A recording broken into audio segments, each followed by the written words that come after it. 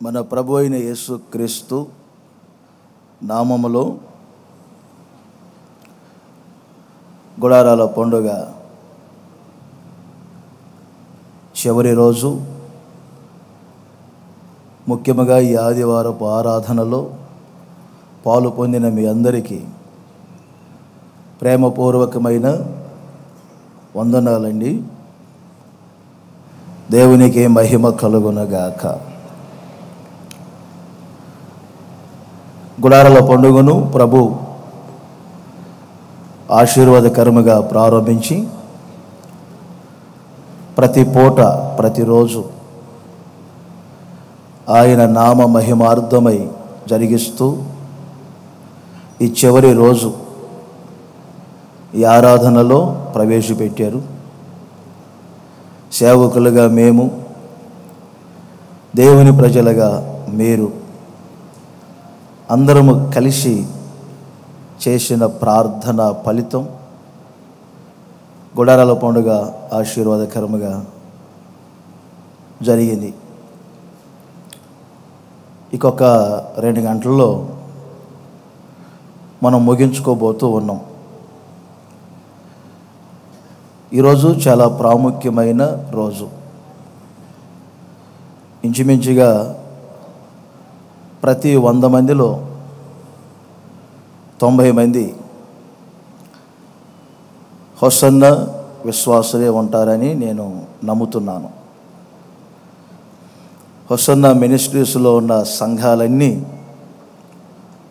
ఒక్కచోట కూడి దేవునిని ఆరాధన చేసుకునే శుభదినం ఈరోజు. ఇదొక కుటుంబం, ఇది పరిశుద్ధుల సహవాసం.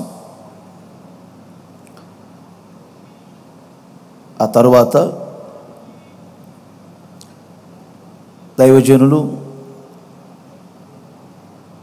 వందన సమర్పణ, తుది పలుకులు వాక్యపు ఆధారాలతో అబ్రహాం పాస్టర్ గారు కూడా తెలియచేస్తారు. కొద్దిగా మీకు దేవుని మాటలు పంచుకుంటాను. కాసేపు శ్రద్ధగా వినాలని ఇప్పటి వరకు దైవ సేవకులు చెప్పారు. ఆ విధముగా దేవుని వాక్యమునకు మీరందరూ ప్రాధాన్యతను ఇవ్వండి. క్రొత్త నిబంధన సంఘ సిద్ధాంతాలు కొన్ని మీతో పంచుకుంటానండి. అపోస్తుల కార్యములు 9వ అధ్యాయం 31వ వచనములో బైబిల్ చదివే ప్రతి వారికి బాగా సుపరిచయమైన ఒక మాట వ్రాయబడింది. నేను చదువుతున్నాను. యోదయ, గలిలయ, సమరయ దేశముల యందంతటా సంఘము క్షేమాభివృద్ధి నొందుచు సమాధానము కలిగి ఉండెను.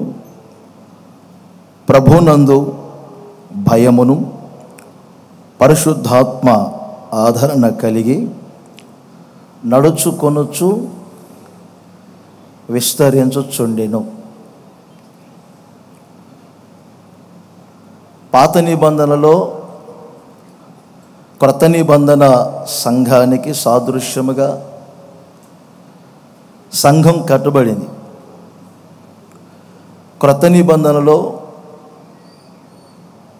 పెంతెకోస్తు దినము రోజు యేసుక్రీస్తు మృతులలో నుండి తిరిగి లేచిన 50వ రోజు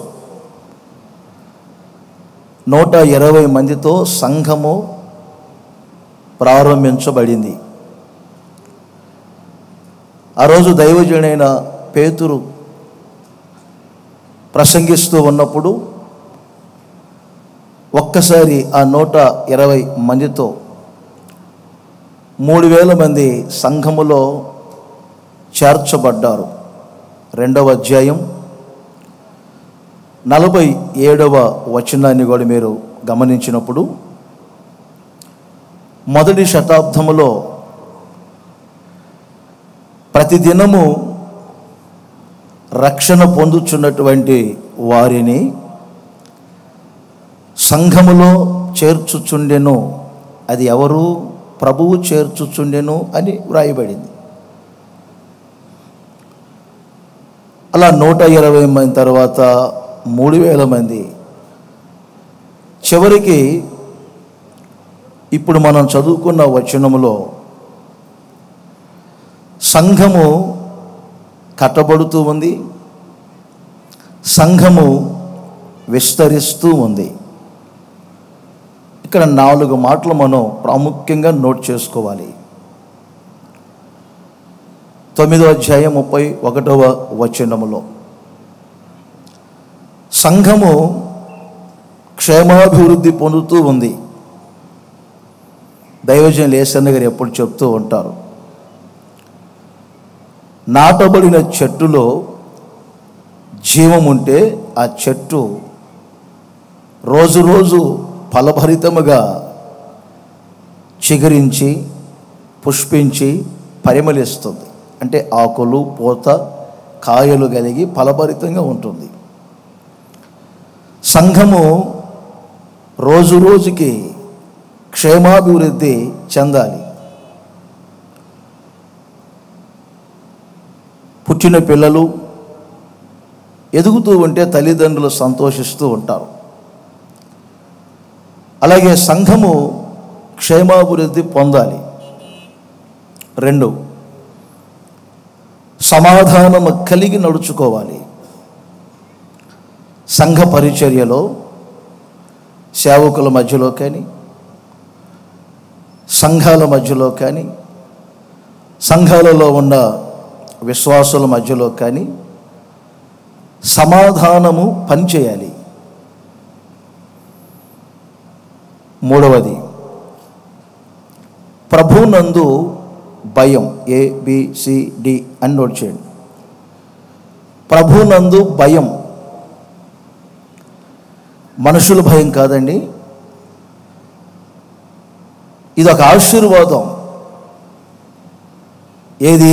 క్షేమాభివృద్ధి పొందటం, సమాధానము కలిగి నడుచుకోవటం, దేవుని భయము కలిగి మెదలటం,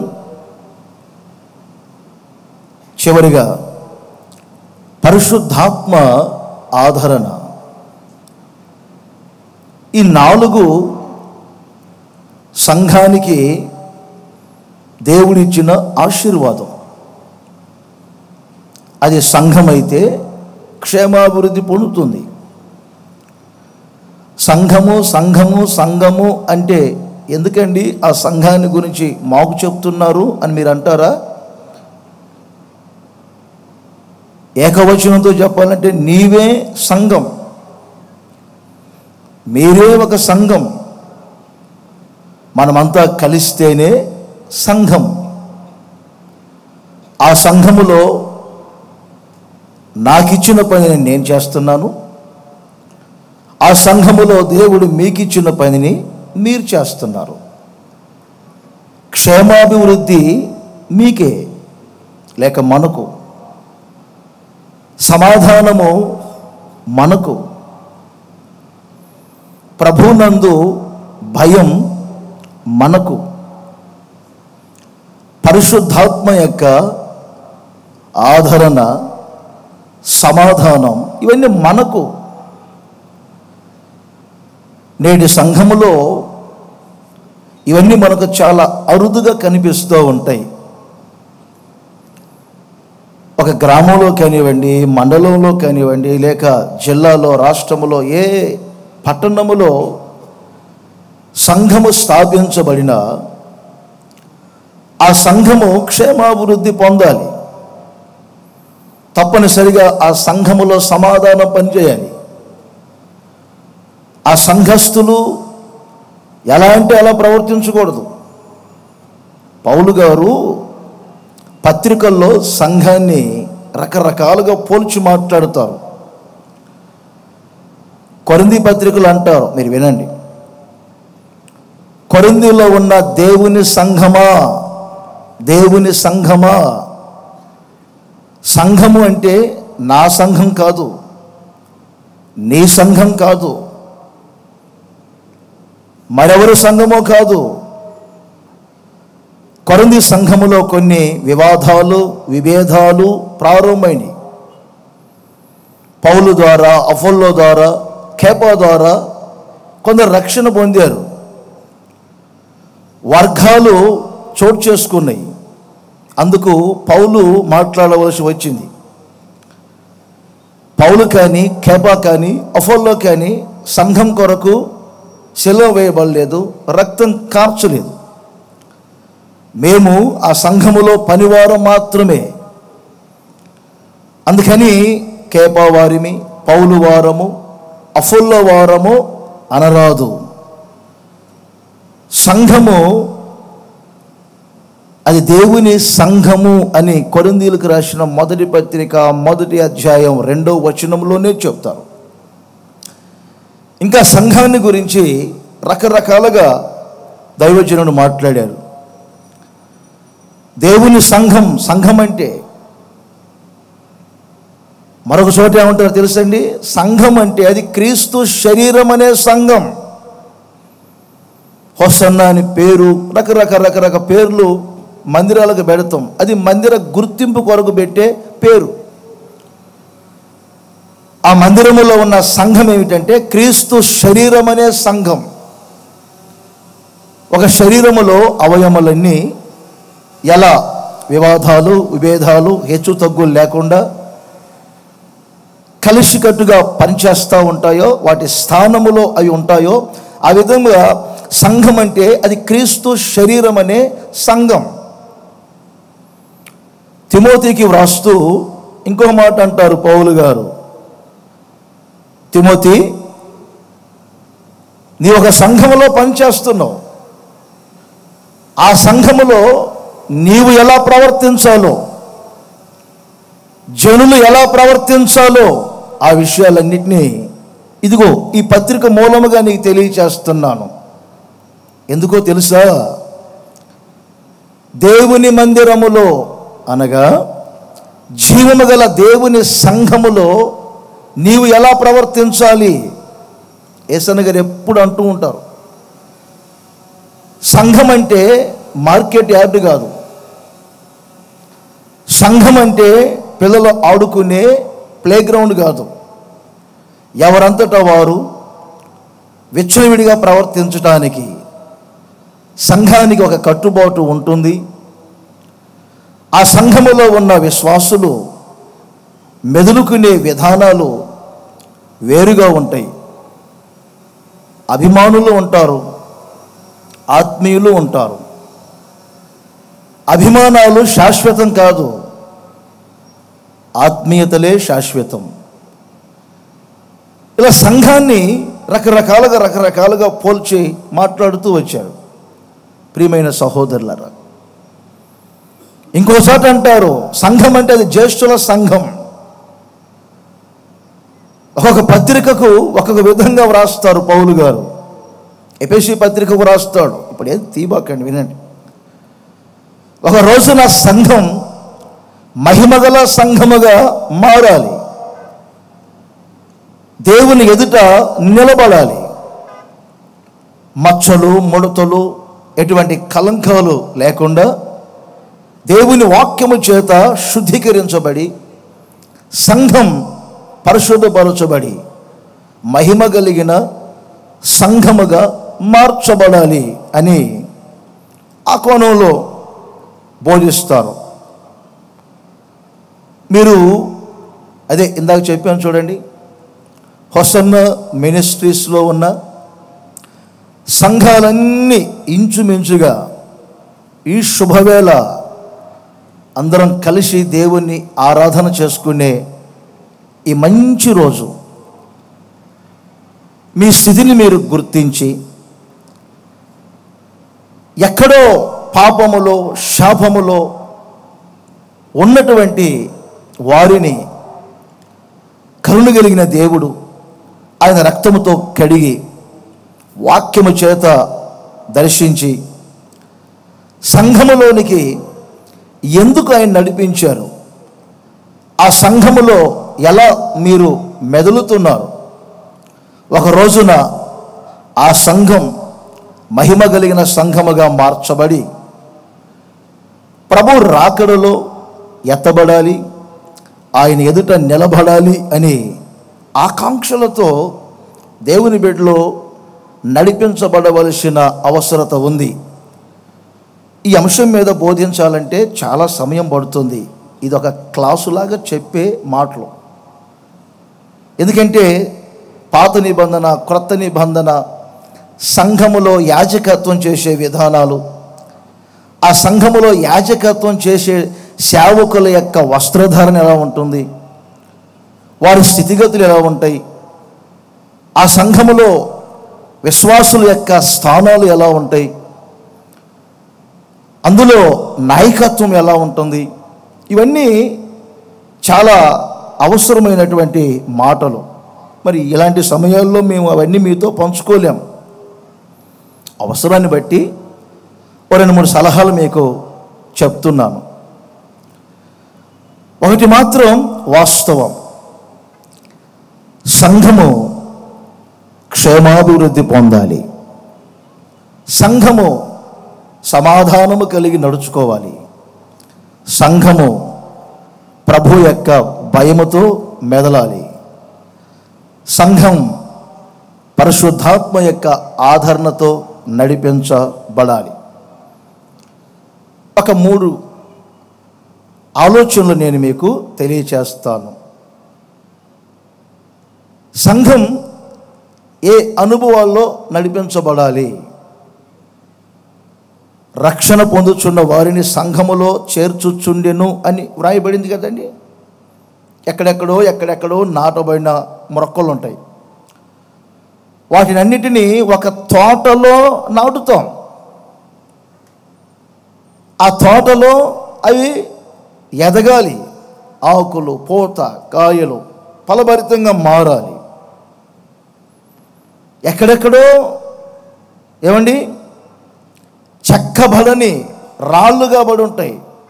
డ్రెస్సింగ్ చేసి రాయి మీద రాయి పెట్టి పరిశుద్ధ దేవాలయమగునట్లు ఒక కట్టడం ఎలా కట్టబడుతుందో రాయి మీద రాయి, ఎఫెసీ పత్రికలు ఇవన్నీ ఉన్నాయి. పౌలు గారు సంఘాన్ని ఒక తోటకును, సంఘాన్ని ఒక దేవాలయమునకును పోల్చి మాట్లాడుతారు.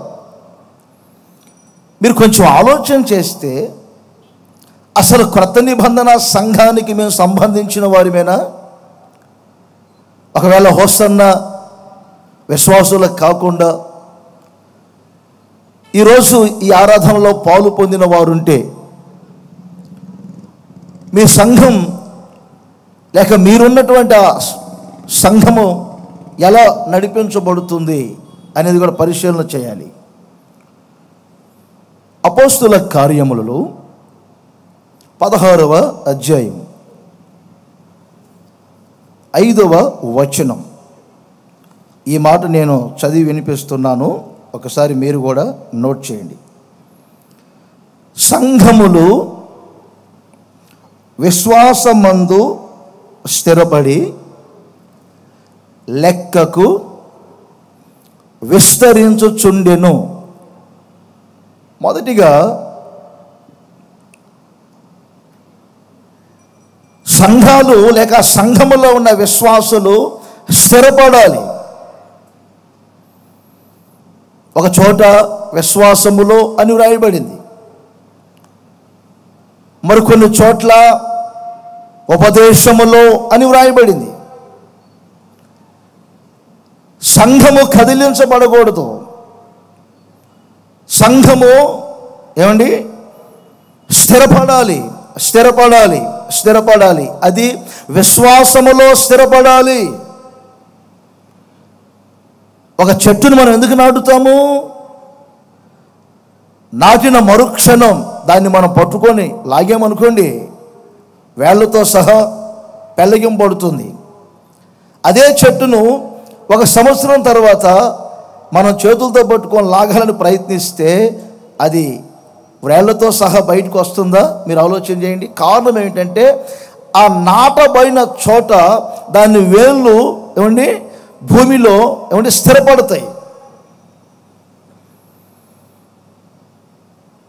సంఘము కాదు, హోసన్నా మినిస్ట్రీస్లో ఏమండి ఎన్నో సంఘాలు ఉన్నాయి. చిన్న కుగ్రామములో స్థాపించబడిన సంఘాలు ఉన్నాయి. ఇక్కడ పెద్ద పెద్ద పట్టణాలలో స్థాపించబడిన సంఘాలు ఉన్నాయి.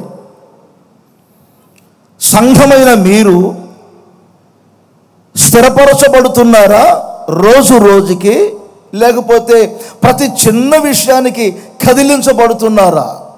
పౌలు గారు స్థాపించిన సంఘాలు కూడా కొన్ని శ్రమలు వచ్చినప్పుడు కదిలించబడి, ఆ శ్రమలు వారికి ధైర్యం కలగటానికి, సంఘాలు స్థిరపరచబడటానికి తన దగ్గరున్న దైవ సేవకులను తిమోతిని ఇంకా కొంతమంది నమ్మకమైన సేవకులను పంపితే ఆ మాటల ద్వారా సంఘాలు స్థిరపరచబడి, మీరున్న సంఘములో విశ్వాసములో మీరు స్థిరపడుతున్నారా? ఉపదేశములో మీరు స్థిరపడుతున్నారా? ప్రార్థనలో మీరు స్థిరపడుతున్నారా? సంఘ కట్టుబాటులలో స్థిరపడుతున్నారా? కొన్ని సంఘాలను చూసి పౌలు గారు అంటారు, పైకి చూడటానికి లేక భౌతిక జీవితంలో మీరు నిరుపేదలుగా కనబడుతున్నారు, కానీ మీ దాతృత్వం చాలా గొప్పది. మీరు ప్రభువుకు అప్పగించుకున్నారు, దేవుని కృపను బట్టి సేవకులకు అప్పగించుకున్నారు.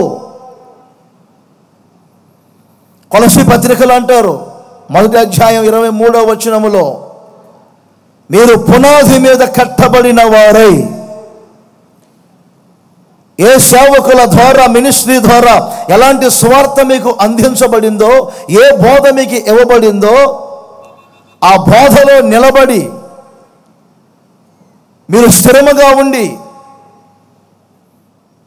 కదిలించబడక నడిపించబడండి. కొరింథీయులకు రాసిన 1వ పత్రిక 15వ అధ్యాయం 57, 58 వచనాలలో పౌలు గారు అంటారు చివరి మాటలు, మీరు ఎప్పటికీ కదలని వారై, ఎప్పటికీ కదలని వారై. ఈ రోజున సేవకులను శ్రమలు కదిలిస్తున్నాయి, సంఘాలను ఏమండి శ్రమలు కదిలిస్తున్నాయి. ఓ సేవకుని పెట్టామండి ఒక సంఘంలో, అక్కడున్న విశ్వాసులు గమనించాలి, వారు ఎక్కడి నుండి పంపించబడ్డారు, ఆ సేవకుడు మా దగ్గర ఎంత సేవ చేశారు, ఏమండి సంస్థ యొక్క కట్టుబాట్లలో ఉండలేక, నడిపింపులో ఒకవేళ మెదలలేక, కొన్ని పరిస్థితులను బట్టి ఏమంటే అతడు సేవకుడు కాదు అని సంస్థ అంగీకరించకపోతే, అతను నిరాకరిస్తే, అతడు మెదులుకోలేక ఏమంటే ఆ సంఘం పక్కనే ఇంకొక పొయ్యి పెట్టాడుకోండి, పొయ్యి పక్కనే ఇంకొక పొయ్యి పెట్టాడుకోండి, అర్థమవుతుంది మీకు? పొయ్యి ప్రక్కన ఇంకొక పొయ్యి పెడితే ఆ సమయంలో సంఘం ఎలా ఉండాలి? మేము ఎవరిని, ఏ సేవకులు మాకు ఉపదేశం చేశారు, ఏ మినిస్ట్రీ ద్వారా మేము సత్యాన్ని నేర్చుకున్నాము? మీకు ఒక సంఘం చెప్తాను, మీకు అర్థమవుతుంది. మత్తయి సువార్తలో 11వ అధ్యాయాన్ని 7వ వచనాన్ని నోట్ చేయండి. అక్కడ బాప్తిస్మం ఇచ్చు యోహాను గురించి యేసు ప్రభు ఒక మాట చెప్పారు. యోహాను చాలా మంచి ప్రవక్త, స్త్రీలు కనిన వారిలో యోహాను గొప్పవాడని యేసుక్రీస్తే స్వయముగా చెప్పారు. పాపాన్ని ఖండించేవారు, తన స్థితిలో తాను నిలబడేవారు. చాలా చక్కని సుగుణాలు ఉన్నాయి. యోహాను చేత యేసుక్రీస్తు బాప్తిస్మం పొందటానికి వచ్చినప్పుడు అసలు యేసుక్రీస్తు గురించి ఎన్ని బోధలు చేశారండి తనతో ఉన్న వారికి. అదిగో లోక పాపములు మోసుకొని పోవచ్చున్న గొర్రెపిల్ల ఆయనే, ఆయన చెప్పుల వారును విప్పుటకు కూడా నేను యోగ్యుణ్ణి కాను, ఆయన వెంబడించండి, అదిగో ఆయన వెంబడించండి, నేను తగ్గింపబడవలసి ఉన్నది, ఆయన హెచ్చింపబడవలసి ఉన్నది, నేను మార్గాన్ని సిద్ధపరచడానికి వచ్చాను అని ఖచ్చితంగా ఒక నిర్ధారణతో చెప్పారు. అదిగో లోక పాపములను మోసుకొని పోవచ్చున్న దేవుని గొర్రె పిల్ల యేసుక్రీస్తుని ఆయన నోటితో ఒప్పుకున్నారు. పాపాన్ని ఖండించారని ఆయన్ని చెరసాలలో వేశారండి. చెరసాలలో ఉన్న యోహాన్ని కొంతమంది పరామర్శించడానికి వెళ్ళారు. శ్రమ వచ్చింది, ఎలా ఉన్నారు అని పలకరించారు. ఆయన యేసుక్రీస్తుకు ఇది ఈ విషయం చెప్పమని వారితో కబురు పెట్టారు. ఏమని? రాబో వాడవు నీవేనా, మేము మరొకరి కొరకు ఎదురు చూడాలా? ఈ యోహాను ఒకప్పుడు పలికిన పలుకులు ఎలా ఉన్నాయి? నాకు కొంతమంది తెలుసండి.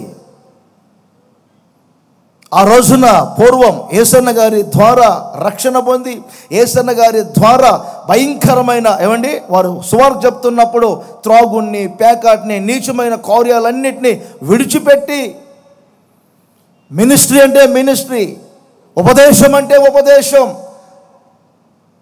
కడవరి దినములలో ఒక సరైన సంఘం, సరైన సేవకులు, సరైనటువంటి ఉపదేశం. మీరు గమనించాలి, ఆత్మీయులకు వాక్యము ద్వారానే శ్రమ వస్తుంది. విత్తనముల యొక్క ఉపమానములో యేసుక్రీస్తు చెప్పారు, త్రోవ ప్రక్కన పడిన విత్తనం, లేక మరొకటి రాతి నేలలో పడిన విత్తనం. ఆ రాతి నేలలో పడిన విత్తనాన్ని గురించి ఏమని రాయబడిందంటే, వాక్యము నిమిత్తము శ్రమ కలిగినప్పుడు,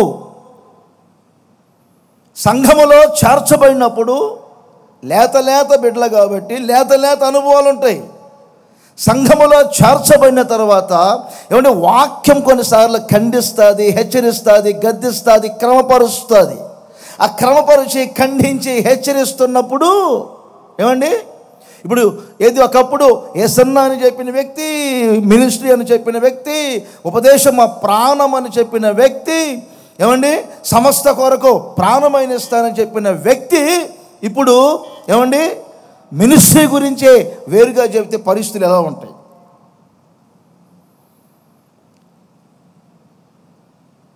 శ్రమ వచ్చినప్పుడు యోహాను యొక్క పదశలం మారింది,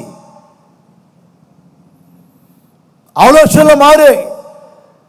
అమ్మా కూర్చో తల్లి, అమ్మా అలసిపోలేదులే, ఇప్పుడే కొంచెం ఆగొచ్చు కదమ్మా, కూర్చోమ్మా.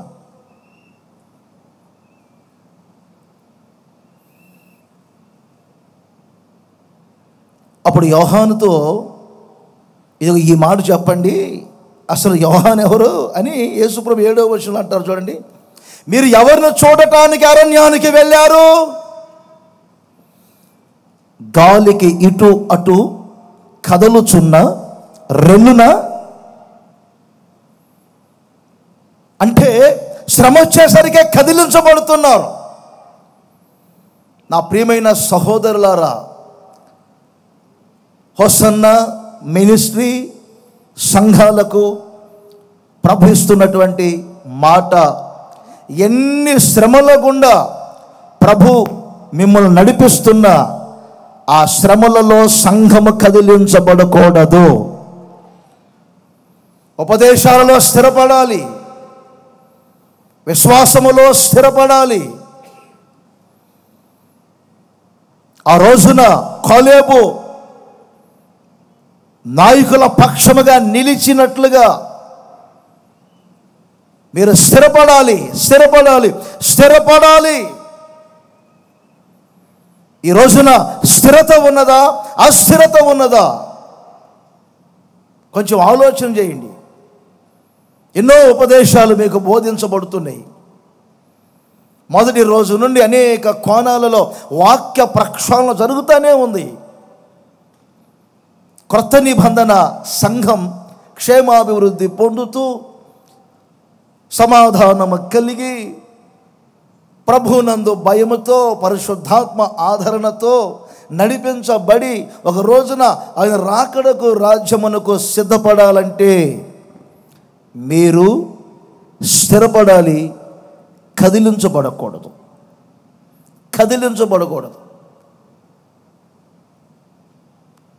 చూడండి, అపోస్తుల కార్యములు 20వ అధ్యాయం 28వ వచనాన్ని ఒకసారి మీరు గమనించాలి. కొద్ది మాటలే చెప్తున్నానండి. ఈ మాటలు హోసన్నా మినిస్ట్రీ సంఘాలకు, క్రొత్త నిబంధన సంఘం అని చెప్పుకునే వారికి ఉపయోగపడతాయని పరిశుద్ధాత్మ ప్రేరేపణతో మీ ముందు పెడుతున్నాను. 28వ వచనం, దేవుడు తన స్వరక్తమిచ్చి సంపాదించిన తన సంఘమును కాయుటకు పరిశుద్ధాత్ముడు మిమ్ముల్ని దేనియందు అధ్యక్షులుగా ఉంచెనో. మందన గురించి, మిమ్మల్ని గురించి జాగ్రత్త పడండి. మంచిది, తలలు పైకి లేపండి. ఒకటి, సంఘములు విశ్వాసములో, ఉపదేశాలలో కదిలించబడకుండా స్థిరపడాలి కడవరి దినములలో. మంచిది. రెండవది, సంఘములో ఏమండి అధ్యక్ష పదవిని దేవుడు ఇచ్చారు. అధ్యక్ష పదవిని కొన్ని చోట్ల నేను చూస్తూ ఉంటాను, విమర్శిస్తున్నానని కాదు, కానీ ఆ సంఘములో ఎవరు అధ్యక్షులు అర్థం కాదు. ఏమన్నా ఆ సంఘములో సేవకులు ఎవరు అర్థం కాదు, విశ్వాసులు ఎవరు అర్థం కాదు. మీకు తెలియాలని చెప్తున్నాను. యేసన్న గారు అనేక సంవత్సరాలు పరిచర్య చేసి ఇదిగో ఈ సముదాయాన్ని సంపాదించారు. వారున్న రోజుల్లో వందల సంఖ్యలో సంఘాలు స్థాపించబడి, వారి తర్వాత మరికొన్ని సంఘాలు స్థాపించబడుతున్నాయి. ఉన్న మందిరాలు నూతనపరచబడుతున్నాయి, విశాలపరచబడుతున్నాయి, ఇంకా స్థలాలు కొనబడుతున్నాయి. ఏమండి, సేవకులు కొత్తగా చేర్చబడుతున్నారు. వందల్లో ఉన్న సంఘాలు ఇప్పుడు వేల సంఖ్యలోకి వచ్చాయి. ఆయనకే మహిమ కలుగునుగాక. మంచిది. ఇప్పుడు ఈ సంఘములో ఏమండి అధ్యక్షులు ఉన్నారు. సంఘములో అధ్యక్షులు ఉండాలి. అధ్యక్షులు అంటే ఎవరు తెలుసండి? పాలించే పాలకులు, నాయకులు.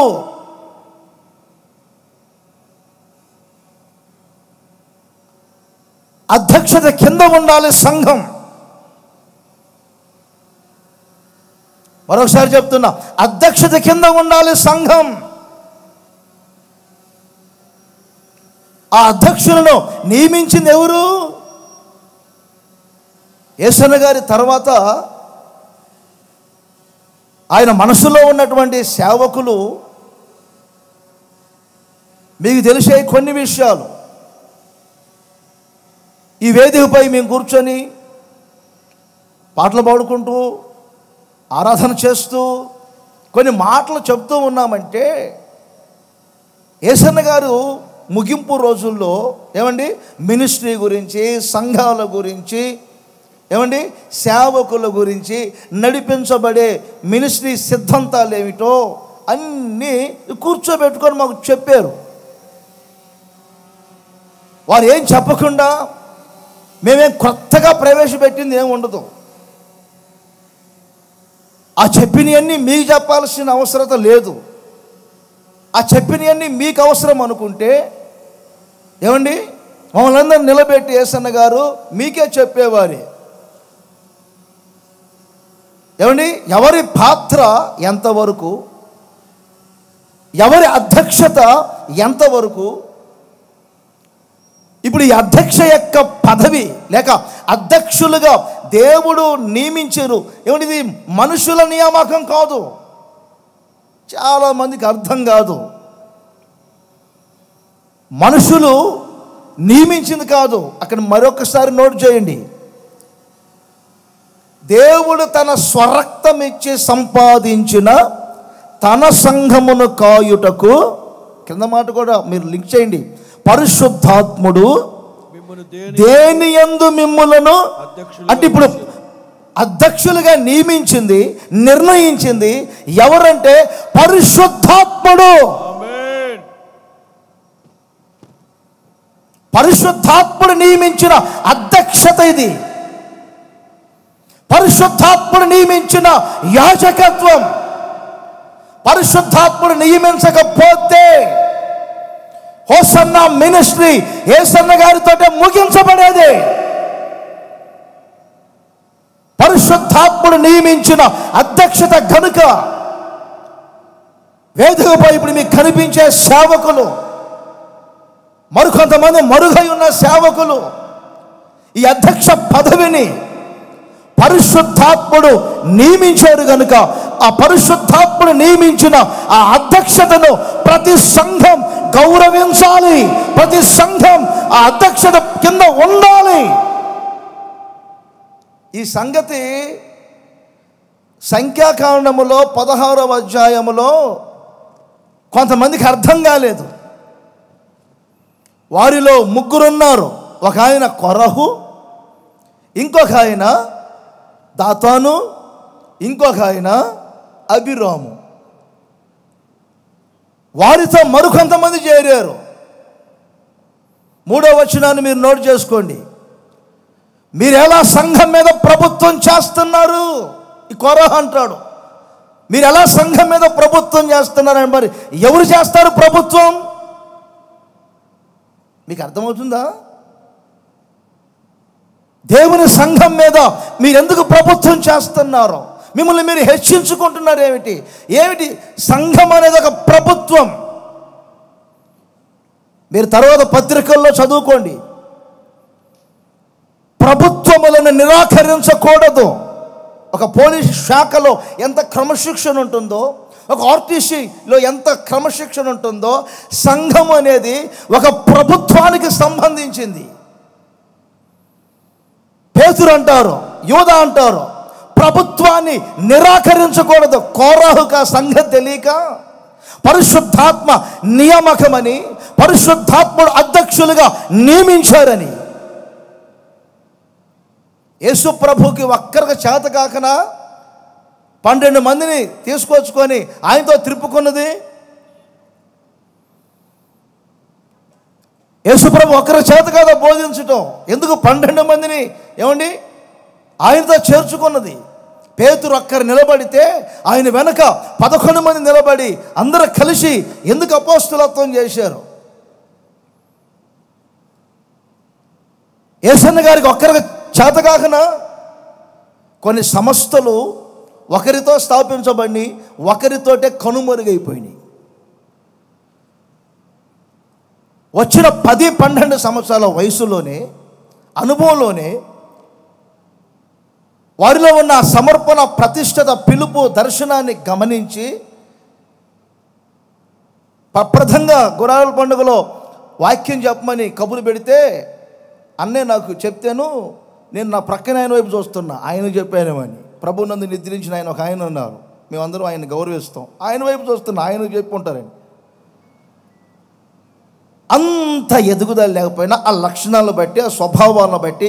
ఎందుకండి మేము యేసన్న గారి కంటే గొప్పగా చెబుతామని కాదు. పరిశుద్ధాత్ముడు ఒక్కొక్కరిని ఆయన మనసులో ఉన్నట్లుగా ఏమైనా గైడ్ చేసుకుంటూ వచ్చారు. చివరి రోజుల్లో ఎన్నో ఒక కమిటీగా కూర్చోబెట్టి చెప్పారు.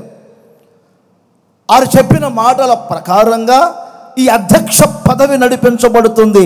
సందేహమేమీ లేదు, విశ్వసించండి. హోసన్న మినిస్ట్రీ సంఘాలకు అధ్యక్షులుగా దేవుడు నియమించిన సేవకుల ద్వారా, పరిశుద్ధాత్ముని యొక్క నియామకము ద్వారానే మినిస్ట్రీ నడిపించబడుతుంది.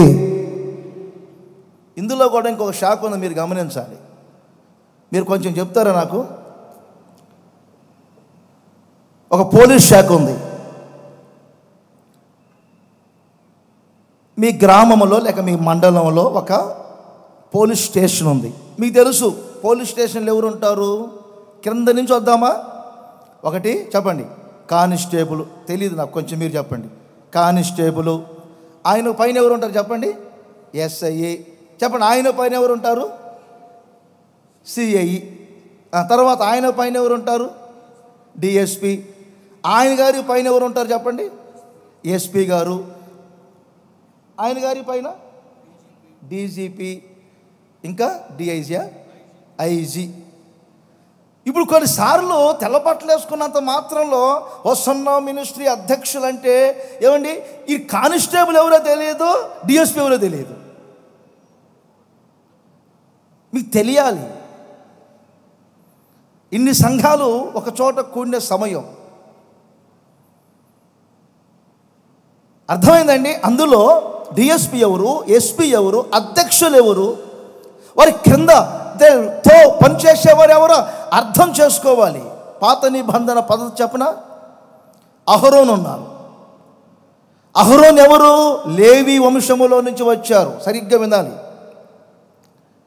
లేవిలో నుంచి ఏమండి ముగ్గురు పిల్లలు. ఒక ఆయన ఏమండి మెరారి, ఇంకొక ఆయన గెర్షోను, ఇంకొక ఆయన కహత్తు. పరిచర్య ఈ లేవీయులకు అప్పగింపబడింది. పరిచర్య వినాలి, పరిచర్య లేవీయులకు అప్పగింపబడింది. కహత్తీయులు, గెర్షోనీయులు, మెరారీయులు వీరందరూ ఏమండి పరిచర్య చేసేవారే.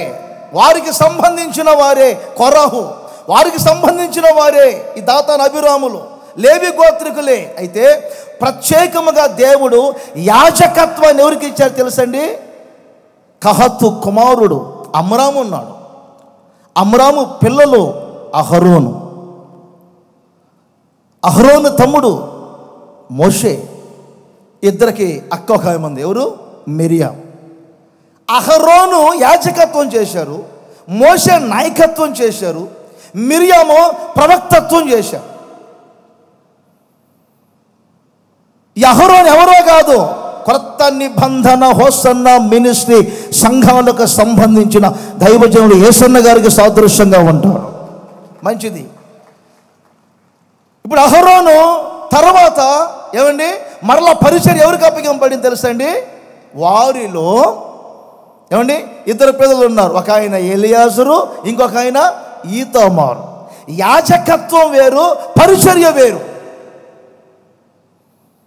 పాత నిబంధన ఏమండి ప్రత్యక్ష గుడారములో ఆవరణములో బలిపీఠం దగ్గర పరిచర్య చేసే గెర్షోనీయులు, కహత్తీయులు, ఏమండి మెరారీయులు వేరు. ప్రత్యక్ష గుడారాన్ని మోసుకొని వెళ్ళేటప్పుడు తెరలు మోసేవారు వేరు, బలిపీఠాన్ని మోసేవారు వేరు, ప్రత్యేకముగా నిబంధన మందసాన్ని మోసేవారు వేరు. ఈతామారు, ఎలియాజర్ వీరిద్దరు మనకు కనపడతారు. సకల సేన, సకల యొక్క పరిచర్యలు ఏమిటి వీరి చేతి క్రింద ఉండాలి, వీరి చేతి క్రింద ఉండాలి.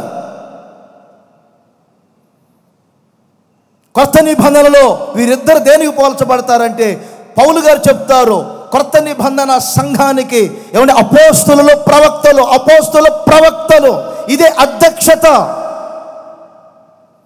ఈ అధ్యక్షత కింద ఇదిగో ఈ లేవి సమూహం ఉండాలి.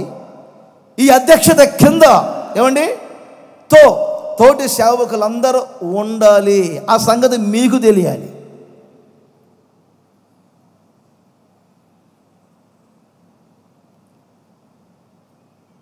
ఈ సంగతులు మీకు తెలిస్తే కొత్త నిబంధన ఏ విధంగా నడిపించబడిందో మీకు అర్థమవుతుంది. దైవజనులు యేసన్న గారు బోధించారు. ఒక మాట చెప్తాను చూడండి. కొరింథీయులకు రాసిన మొదటి పత్రిక 4వ అధ్యాయం 17వ వచనాన్ని ఒక్కసారి జాగ్రత్తగా పరిశీలన చేయండి. ఇందు నిమిత్తము ప్రభువునందు నాకు ప్రియుడును నమ్మకమైన నా కుమారుడగు తిమోతిని మీ వద్దకు పంపించుచున్నాను. చూడండి, ఒక అధ్యక్షులు, ఒక నాయకులు, పాలకులు ఒక సంఘానికి ఒక సేవకుని పంపించారు, తిమోతిని. తర్వాత అతడు క్రీస్తునందు నేను నడుచుకున్న విధమును, అతడు అంటే తోటి సేవకులు, మీ సంఘాలకు పంపించబడుతున్న సేవకులు, నేను నడుచుకొని విధమును అనగా ప్రతి స్థలములోను ప్రతి సంఘములోను నేను బోధించు విధమును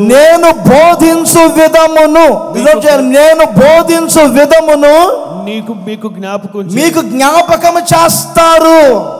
మినిస్ట్రీ ద్వారా మినిస్ట్రీ సిద్ధాంతాలు ఏమిటి? మినిస్ట్రీకి ఒకటి ఇవ్వబడింది, ఉదయకాల సమయంలో స్తోత్ర ప్రార్థన 4 గంటలకు చేయండి అని. సేవకులందరికి సంబంధించిన బుక్ ఒకటి ఉంటుంది, విన్నారండి? ఆ బుక్ పట్టుకొని సేవకులందరి కొరకు, సంఘాలన్నిటి కొరకు స్తోత్ర ప్రార్థన చేస్తారు. వారిలో ఒకరు ఎవరైనా ఏమండి 4 గంటలకు వద్దులే అని చెప్పి 6 గంటలో పెడితే అది ఏమండి క్రమ విరుద్ధం. సేవకుల కొరకు వద్దులే, 1000 స్తోత్రాలు చెబుతాము అనుకుని చెప్పుకుంటూ తిరిగారు అనుకోండి, క్రమ విరుద్ధం. అది సబ్జెక్ట్లో లేరు వీళ్ళు, డిపార్ట్మెంట్లో లేరు, శాఖలో లేరు వీళ్ళు.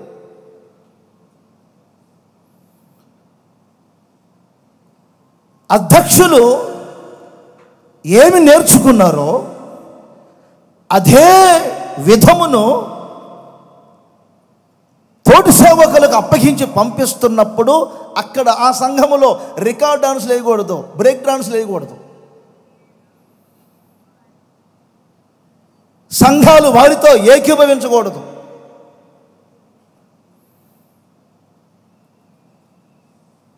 తిమోతి చూడండి, ఒక మంచి సేవకుడు. తిమోతిని పంపిస్తున్నాను, మేము నడుచుకొని విధమును మీకు బోధిస్తాను, మేము బోధించే విధమునే మీకు జ్ఞాపకం చేస్తారు. సేవకులుగా మేమైనా, విశ్వాసులుగా మీరైనా, ఇదిగో ఈ అధ్యక్షత క్రింద ఉండి ఆ ఉపదేశానుసారమైన జీవితం చేసినప్పుడే ఆ సంఘముగా ఉంటుంది. ఏమండి, ఆ పద్ధతులుగా ఉంటాయి. సంఘము మినిస్ట్రీ ఒక శాఖగా లేక ఒక డిపార్ట్మెంట్గా నడిపించబడుతుంది. ఈరోజు చాలామంది తెలియదు. మినిస్ట్రీలో ఒక యూనిఫామ్ ఇచ్చాం, ఆదివారం యూనిఫామ్ వేసుకొని వాక్యం చెప్పమని. నిజమైన తిమోతి అయితే అలాగే చేస్తారు, విశ్వాసులు కూడా ఏకీభవిస్తారు. కాదని కళ్ళ సొక్క వేసుకున్నారు అనుకోండి, విశ్వాసులు గమనించాలి, అధ్యక్షత ఏమి నేర్పుతుంది, ఇక్కడ ఏం బోధిస్తున్నారు. హోసన్నా మినిస్ట్రీస్లో కేక్ కటింగ్లు ఉన్నాయా? హోసన్నా మినిస్ట్రీస్లో డాన్స్ పిల్లలు తెచ్చి ఎగిరించడం ఉందా? అదే డ్యాన్స్ పిల్లలు అంటే అదేలేండి, మీకు అర్థమవుతుందిగా. హోసన్నా మినిస్ట్రీలో ఏమండి ఇంకేమైనా ఉన్నాయా? గమనించాలి. హోసన్నా మినిస్ట్రీ సంఘాలన్నీ ఇక్కడ చేరి ఉన్నాయి. సేవకుల యొక్క అధ్యక్షత ఏమిటో, తో ఉన్నటువంటి సేవకుల యొక్క పని ఏమిటో, ఆ సంఘములో ఆ మినిస్ట్రీలో విశ్వాసుల యొక్క మెదిలే విధానాలు ఏమిటో తెలుసుకోవాలి. ఆ ప్రకారముగా ప్రతి ఒక్కరు నడిపించబడాలి. సంఘము ఒకటి స్థిరపడాలి, అది విశ్వాసమునందు, ఉపదేశముల యందు. రెండవది అధ్యక్షత క్రింద ఉండాలి. ఒక చిన్న మాట చెప్పే ముగిస్తానండి. చెప్పాను ముందే, ఇది క్లాసుల్లాగా చెప్పే మాటలు కొద్దిగా చెప్తాను. కొరింథీయులకు రాసిన మొదటి పత్రిక 14వ అధ్యాయం 12వ వచనాన్ని కూడా చదువుకుందాం. ఒక్క మాట చెప్పి ముగిస్తాను. మీరు ఆత్మ సంబంధమైన వరముల విషయమై ఆసక్తి గలవారు గనుక సంఘమునకు క్షేమాభివృద్ధి కలుగునట్లు అవి మీకు విస్తరించును. మూడవది, సంఘములో ఆత్మవరాలు విస్తరించాలి. కృపావరాలు విస్తరించాలి. చివరిగా మాట చాలా జాగ్రత్తగా నోట్ చేయండి. ఈరోజున చాలా మందిని చూస్తుంటాం. మేము విశ్వాసులు ప్రభువు నమ్ముకున్నాం, మినిస్ట్రీలో చేరామండి, అప్పటి నుంచి స్థలాలు కొంటున్నాం, ఇల్లు కడుతున్నాం, మంచిది. పిల్లలకు మంచి మంచి ఉద్యోగాలు వస్తున్నాయి, చాలా మంచిది. భౌతిక సంబంధమైన జీవితంలో ఎంత మీరు విస్తరిస్తూ ఉన్నారో అలాగే నేను మనస్ఫూర్తిగా కోరుకుంటున్నాను, హోసన్న మినిస్ట్రీలో ఉన్న సంఘాలన్నిటిలో ఆత్మ సంబంధమైన వరాలు విస్తరించాలి. ఆత్మ సంబంధమైన వరాలు విస్తరించాలి, విస్తరించాలి, విస్తరించాలి. కొంతమంది చూస్తూ ఉంటామండి, ఏదో మారు మనసు పొందాము, బాప్తిస్మం పొందాము, 3 సంవత్సరాలు డిగ్రీ అయిపోయింది అనుకుంటారు, పైకి కనపడతా ఉంటారు. వారు పరిశుద్ధాత్మను పొందారా? వారు అన్య భాషలు మాట్లాడుతున్నారా? ప్రవచన ఆత్మతో నింపబడుతున్నారా? ఇలాంటి గుడారుల పండుగలోకి వచ్చినప్పుడైనా ఏమంటే ఆత్మతో నింపబడి భాషలు మాట్లాడాలి, ప్రవచనాత్మతో నింపబడాలి. అనేకమైన ఆత్మ సంబంధమైన వరాలు ఉన్నాయి. ఆ వరాలతో నేను నింపబడాలనే కాంక్ష, ఆ ఆసక్తి ఈ రోజున ఎందుకు లేదు? భౌతిక సంబంధంగా చాలామంది ఆశ్రయించబడుతున్నారు. అదే సమయంలో ఆత్మ సంబంధమైన సంపద ఉండాలి. కొరింథీ సంఘానికి చూడండి, 1వ అధ్యాయం 6వ వచనంలో ఈ మాట అంటారు, ఓ కొరింథీ సంఘస్థులారా, మీరు సమస్త విధములైన ఉపదేశములోను సమస్త విధములైన జ్ఞానములోను ఐశ్వర్యవంతులైతిరి. ఉపదేశములో ఐశ్వర్యవంతులు కావాలి, జ్ఞానములో ఐశ్వర్యవంతులు కావాలి. హోసన్నా మినిస్ట్రీ సంఘాలకు ప్రాముఖ్యంగా చెప్తున్నాను, మీలో ఆత్మవరాలు విస్తరించునుగాక. ఫలములు లేని చెట్టుకు విలువ ఉండదు. యేసుక్రీస్తు ఒక రోజున వచ్చినప్పుడు ఆ ఫలాలు లేని చెట్టును చూసి ఒక్కసారి ఆయన మదనపడి బాధపడి వెళ్ళారు. వ్రేళ్లతో పెళ్ళగింపబడింది. ప్రభు రాకడ సమయంలో ఫలాలు కలిగిన చెట్టుకి ఎంత విలువ ఉంటుందో ఆత్మవరాలు కలిగిన సంఘముగా మార్చబడాలి, విస్తరించాలి. మీలో ఆత్మ సంబంధమైన వరాలు, ఆ దాహం ఉండాలి. ఆ దాహం ఎప్పుడు సంపాదించాలి, సంపాదన ఎప్పుడు పైకి రావాలి. ఈ దాహం కాదు. ఈ గుడారాల పండుగలో ఆత్మ సంబంధమైన ఆస్తిని మీరు సమకూర్చుకోవాలి. ఉపదేశములో మీరు ఐశ్వర్యవంతులు కావాలి, జ్ఞానములో మీరు ఐశ్వర్యవంతులు కావాలి, భాషలు మాట్లాడే వరాలతో నింపబడాలి, ప్రవచన వరాలతో నింపబడాలి. ఈ చోట చెప్పశక్యము కాని అభిషేకపూర్ణులై వెళ్ళాలి. ఈ గుడారుల పండుగకు వచ్చారు ఒక ఆమె, నాకు బాగా తెలుసండి. వాక్యం విని అభిషేకించబడ్డారు. ఆ అభిషేకముతోనే వెళ్ళారు ఇంటికి. ఇంట్లో ప్రార్థన చేస్తున్నప్పుడు అభిషేకంతోనే ప్రార్థన చేశారు. ఆ ఇంటి వాళ్ళంతా అన్యజనులు. దేవుడు వచ్చారు ఈ మీదకి, ఈ ఒంటి మీదకి దేవుడు వచ్చారని 20 మంది తీసుకొని వచ్చారు మా దగ్గరికి. స్వామి, గుడారుల పండుగకు వచ్చారు, ఈమెతో పాటు దేవుడు వచ్చారు ఒంటి మీదకి, మమ్మల్ని ఏం చేయమంటారు? గుడి కట్టించమంటారా అన్నాను. గుడి ఏం కట్టించొద్దు, ఆమె మీదకి ఎందుకు వచ్చారంటే మీరందరూ కూడా మందిరానికి రావాలని చెప్పి పంపించారులే అన్నాను. ఆ ఒక్క మనిషి ద్వారా 50 మంది వచ్చారండి ఆ ఊరిలో. ఆ ఒక్క మనిషి ద్వారా 50 మంది వచ్చారు. మన శక్తి, మన బలం కాదండి, కేవలం పరిశుద్ధాత్మ శక్తి మాత్రమే. పరిశుద్ధాత్మ శక్తి మాత్రమే.